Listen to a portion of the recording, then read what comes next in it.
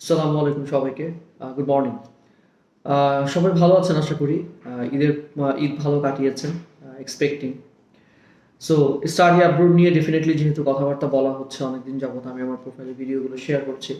So আজকেও কিছু বিষয় নিয়ে আপনাদের সাথে কথা বলব।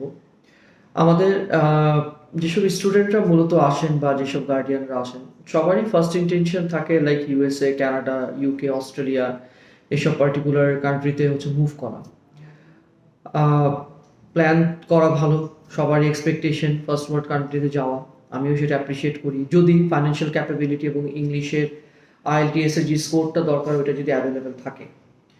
কিন্তু যদি না থাকে বা আমি যদি এইসব পার্টিকুলার ক্ষেত্রে চ্যালেঞ্জ ফেস করি, যেমন ধরেন আপনার ব্যাংকে 40 লাখ টাকা দেখানো লাগে কানাডা, অস্ট্রেলিয়া এবং ইউএস এর জন্য, যেটা অনেকের থাকে না। সোর্স অফ ফান্ডের ডকুমেন্ট দেওয়া লাগে, দ্যাট মিনস হচ্ছে কি